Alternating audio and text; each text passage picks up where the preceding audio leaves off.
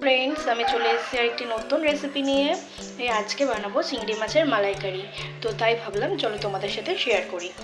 চিংড়ি মাছের মালাইকারি বানানোর জন্য লাগছে পেঁয়াজ কুচি, কাঁচা লঙ্কা, গোটা কাঁচা লঙ্কা, রসুন, আদা, লাগছে এখানে গোটা জিরে, তেজপাতা, গরম মশলার মধ্যে লাগছে এলাচ, দারচিনি, লবঙ্গ, আর এখানে আছে কিউব করে কাটা টমেটো, আর এটা হচ্ছে টক দই ফেটানো, আর লাগছে হচ্ছে এদিকে কাজু বাদাম, এদিকে চার মগজ আর পোস্ত, আর রয়েছে এখানে হলুদ গুঁড়ো, রয়েছে এখানে জিরে ধনের গুঁড়ো, রয়েছে এখানে গরম মশলা, আর এই যে আমার চিংড়ি মাছ, আর রয়েছে এখানে তোমার কাটা কুচনো নারকেল। এটাকে আমি পেস্ট করে নারকেলের দুধটা ইউজ করব।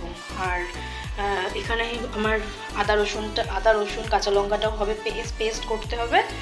চলো আমি সব কিছু পেস্ট করে কী কী ইনগ্রিডিয়েন্টস লাগবে আমি আগে দেখিয়ে নিলাম, এরপর আমি পেস্ট করে তোমাদেরকে দেখাচ্ছি। করে নেব, তারপরে কড়াইটা বসিয়ে নেব। আজকে আমি এই কড়াইতেই রান্না করব। পাশে এই কড়াইটা রয়েছে, বাট এই কড়াইটাতেই করবো। এই কড়াইটাতেই ভালো হবে রান্না, তাই জন্য এই কড়াইটাতেই করবো। এই যে কড়াইতে আমি তেল দিয়ে দিয়েছি, গ্যাসটা সিমে করে দিয়েছি, আর লাগছে আমাদের ঘি। এই যে দেখো নারকেলের দুধটা বার করে নিয়েছি আমি, এই যে একদম ঘন দুধ হয়েছে, নারকেলের কোনো জল মেশাইনি, আমি একদম পিওর নারকেলের দুধটা বার করে নিয়েছি। যে কাজু পোস্ত আমার পেস্ট, এটা আদা রসুনের পেস্ট করে নিয়েছি। যে আমার মাছগুলোকে একটুখানি নুন হলুদ মাখিয়ে নিই।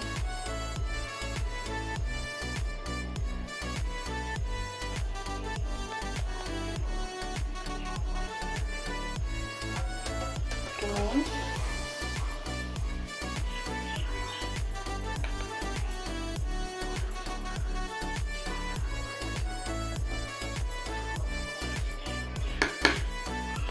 হলুদ একটু এটাকে মাখিয়ে নেব।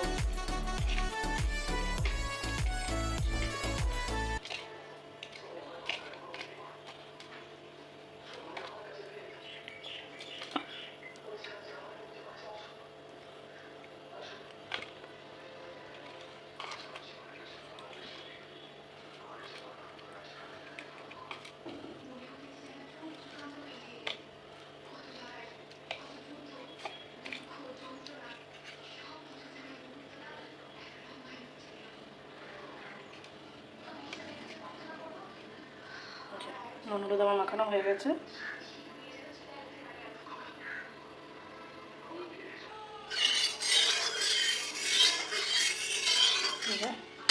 তেলটা গরম হয়ে গেছে,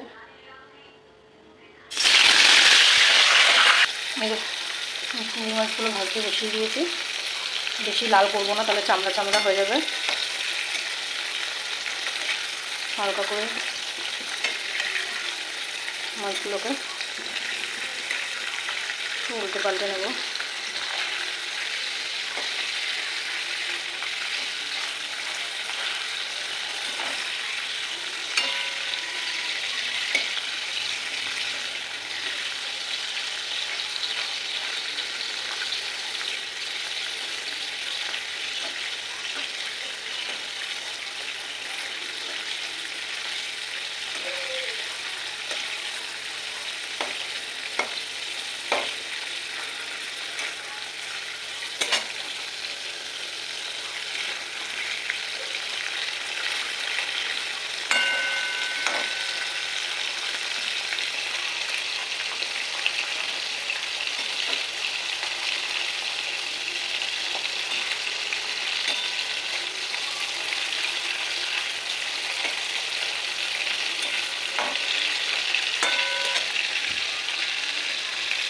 মাছগুলো এখনও ভাজা হয়ে গেছে, এবার তুলে নিয়ে তোমাদের সাথে দেখা করছি।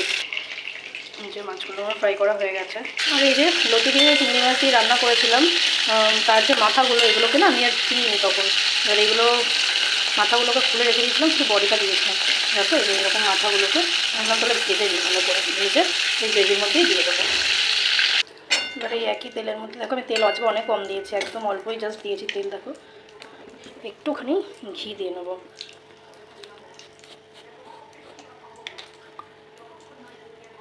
দেখো একটু ঘি দিয়ে নেব। ঘিটাও সামান্যই দিলাম মোটামুটি। এরপরে আমি এক এক করে গোটা গরম মশলা, তেজপাতা,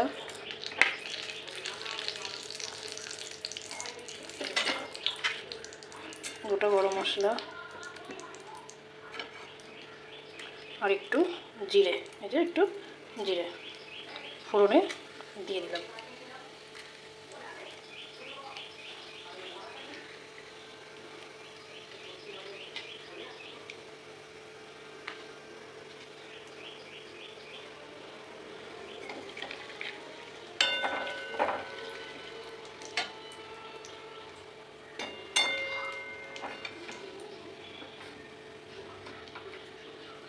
এরপরে কেটে রাখা পেঁয়াজ কুচিগুলো দিয়ে নেব।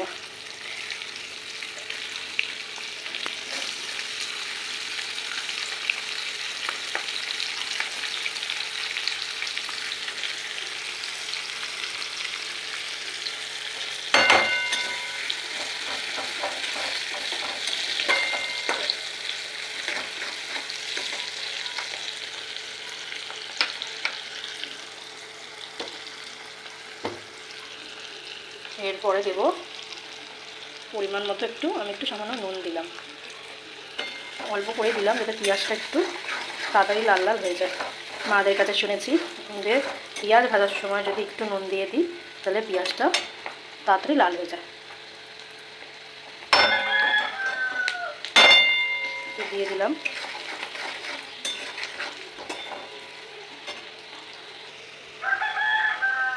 এরপরে আদা রসুনের যে পেস্টটা সেটা দিয়ে দেবো।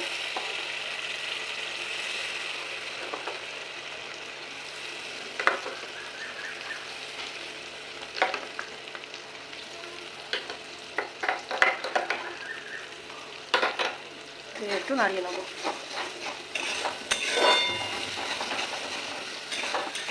হালকা হালকা নাড়িয়ে নিলাম। এবার এটা ভালো করে একটু নাড়িয়ে কষিয়ে নিতে হবে, কারণ এর মধ্যে থেকে যে আদা রসুনের যে কাঁচা গন্ধটা, সেই গন্ধটা যাতে ভালো করে চলে যায়। এই যে আমি কিউব করে কেটে রাখা ইয়েটাও দিয়ে দিলাম। ভালো করে কড়াইটা চালিয়েই যাচ্ছে।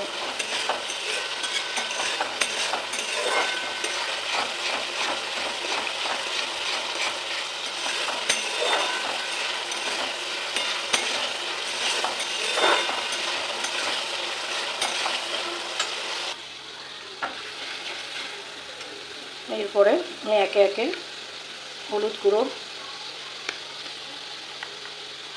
লঙ্কার গুঁড়ো,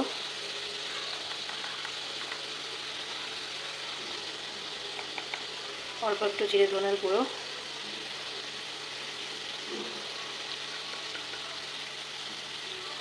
দিয়ে নিলাম।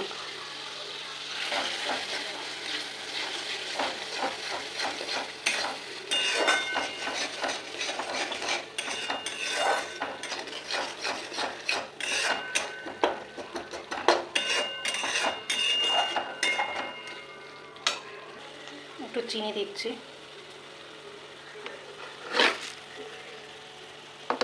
মালাইকারি তো খুব একটা ঝাল হয় না, তাই একটু স্বাদ মতো চিনি দিলাম। ভালোভাবে নাড়াচাড়া করে নিলাম।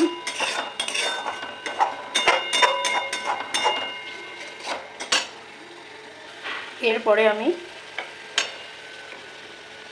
কাজু বাদাম আর সব কিছুর যে পেস্টটা করে রেখেছিলাম সেটা দিয়ে দেবো। সেটা দিয়ে দিলাম।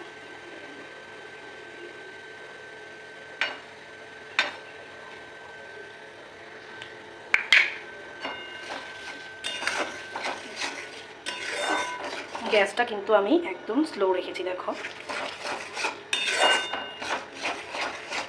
এবারে কন্টিনিউ নাড়তে হবে। গ্যাসটাকে স্লো রেখেছি তার কারণ কাজু এই পেস্টটা দিলাম তো তো এবার যদি আমি গ্যাসটাকে বাড়িয়ে দিই মশলাটা ফেটে যাওয়ার একটা ছানা হয়ে যাওয়ার একটা ব্যাপার থাকে, তাই জন্য আমি গ্যাসটাকে একদম স্লো রেখেছি। এবার একটু বাড়িয়ে দিলাম, কন্টিনিউ নেড়ে যেতে হবে, যেহেতু নিচে কাজু বাদাম আছে, লেগে যাওয়ার একটা ভয় থাকে।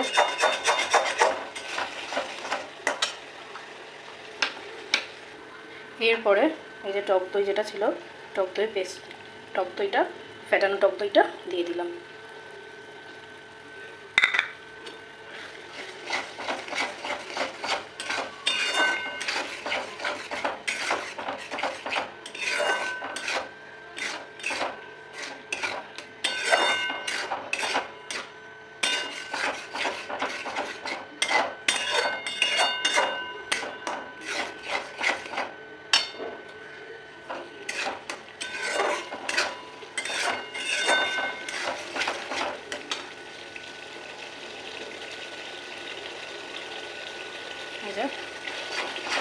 দেখো তেল ছেড়ে দিয়েছে কত সুন্দর।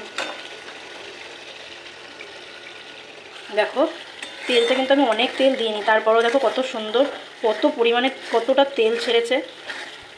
এটা ছেড়েছে কাজু বাদাম দিয়ে আর হচ্ছে দই দিয়ে। এই যে নারকেলের দুধটা পুরোটা দিয়ে দেবো। আমি কিন্তু রান্নাতে কোনো রকমের জল ইউজ করিনি।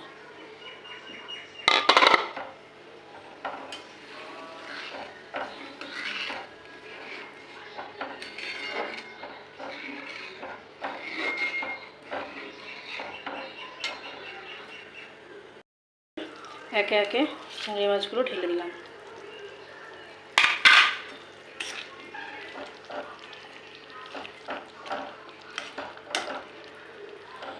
এটা একটুখানি হালকা করে গ্যাসটা কমিয়ে দিয়ে একটু ঢেকে দিই, চিংড়ি মাছটা একটু ভেতরে ফ্লেভার যাবে, চিংড়ি মাছটা একটু জুসি হবে, জুসি অ্যান্ড টেন্ডার হবে। ততক্ষণ এটা একটু ঢাকা থাক, দেখা হচ্ছে আর একটু পরে। ঢাকনা খুলে আমি একেবারে ফাইনাল লুকটা দেখাচ্ছি। ও আচ্ছা, তার মাঝখানে একটু গরম মশলাটা নামানোর আগে একটু গরম মশলার গুঁড়ো, আচ্ছা আমি একেবারে দিয়ে দিলাম গরম মশলাটা। নামানোর আগে একটুখানি ঘি বা বাটার কিছু একটা দিলেই আমার রেডি হয়ে যাবে চিংড়ি মাছের মালাইকারি। আমি এরকমভাবে করি, আমি জানি না কে কেমন করে, আমি আমার স্টাইলে আমি এইভাবে করি।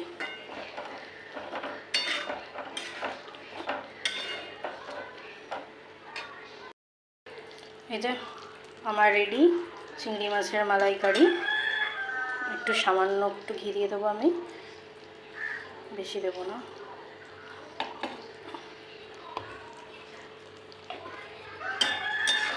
নাড়িয়ে দেবো।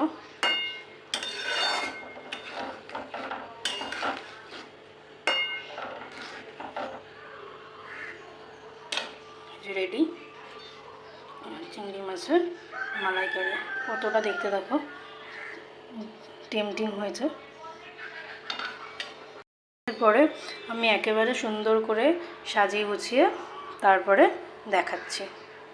যে আমার মালাইকারি রেডি, দেখো দেখতে কেমন হয়েছে। জানি না টেস্ট কেমন হয়েছে, আমার বড়বাবু আসুক, টেস্ট করাবো, তারপরে রিভিউ তোমাদেরকে জানাবো। ওই দেবে রিভিউ।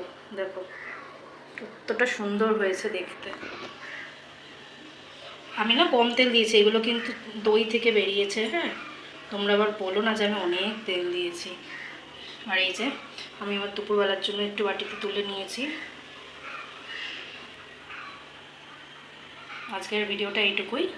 যদি ভালো লেগে থাকে তাহলে like, comment, share and subscribe করে দিও। টাটা, দেখা হচ্ছে আবার একটা নেক্সট ভিডিওতে। সেটা ব্লগও হতে পারে, আবার কোনো রেসিপির ভিডিও হতে পারে। বাই।